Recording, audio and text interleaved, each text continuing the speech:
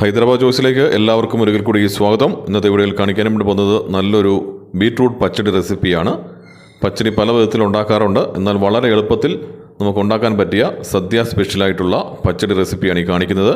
അപ്പോൾ ഇതെങ്ങനെയാണ് ഉണ്ടാക്കാൻ നോക്കാം. നമുക്ക് നേരെ വീഡിയോയിലേക്ക് പോകാം. നമുക്കൊരു ബീട്രൂട്ട് ആവശ്യമുണ്ട്. തൊലി ചെത്തി കളഞ്ഞെടുത്തതാണ്. ഇതുപോലത്തെ ഒരു ഗ്രേറ്ററിൽ നമുക്കിത് ഗ്രേറ്റ് ചെയ്തെടുക്കാം. ഒരുപാട് വലുതായിട്ടല്ല എടുക്കുന്നത്, പൊടിയായിട്ടുള്ള ഇതിലാണ് നമ്മൾ ഗ്രേറ്റ് ചെയ്തെടുക്കുന്നത്. അപ്പോൾ ബീട്രൂട്ട് നമ്മൾ ഗ്രേറ്റ് ചെയ്തെടുത്തു. ഇനി നമ്മളൊരു തവ വെച്ച് കൊടുത്തു. അതിലേക്ക് കുറച്ച് എണ്ണ ഒഴിച്ചു കൊടുത്തു.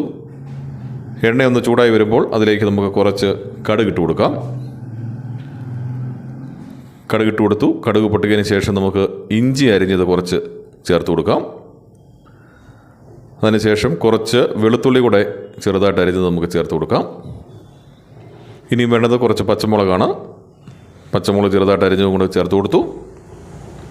നല്ലതുപോലെ ഇതൊന്ന് ഇളക്കി കൊടുക്കണം.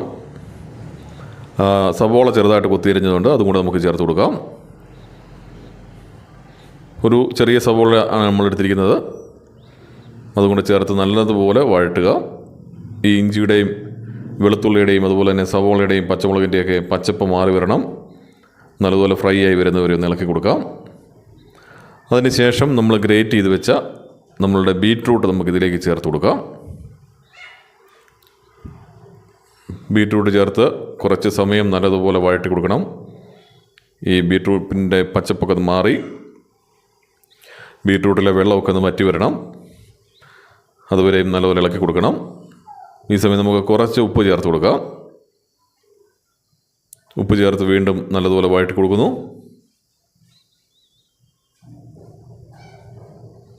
കുറച്ച് സമയം ഇളക്കി കൊടുത്തുകൊണ്ടേ ഇരിക്കണം. ഇതിൻ്റെ വെള്ളമൊക്കെ ഒന്ന് വറ്റി നന്നായിട്ട് കിട്ടണം. കുറച്ച് കറിവേപ്പില കൂടെ ഈ സമയം ചേർത്ത് കൊടുക്കാം.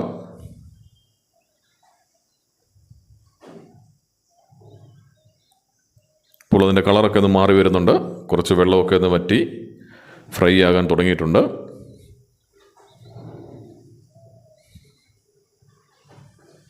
ഇപ്പോൾ ഇതിൻ്റെ കളറൊക്കെ ഒന്ന് മാറി വന്നു. നമുക്ക് ഗ്യാസ് ഓഫ് ചെയ്ത് മാറ്റാം.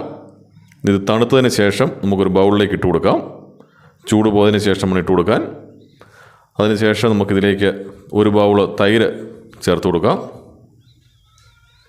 തൈര് ചേർത്ത് നല്ലതുപോലെ ഇളക്കി യോജിപ്പിക്കാം. ഇപ്പം നന്നായിട്ട് ഇതുപോലെ ഇളക്കി യോജിപ്പിക്കാം. അപ്പോൾ വളരെ എളുപ്പത്തിൽ നമ്മളുടെ ബീട്രൂട്ട് പച്ചടി ഇവിടെ റെഡി ആയിട്ടുണ്ട്. പെട്ടെന്ന് തന്നെ നമുക്ക് ഉണ്ടാക്കിയെടുക്കാം. ഒരുപാട് സമയമൊന്നും ആവശ്യമില്ല.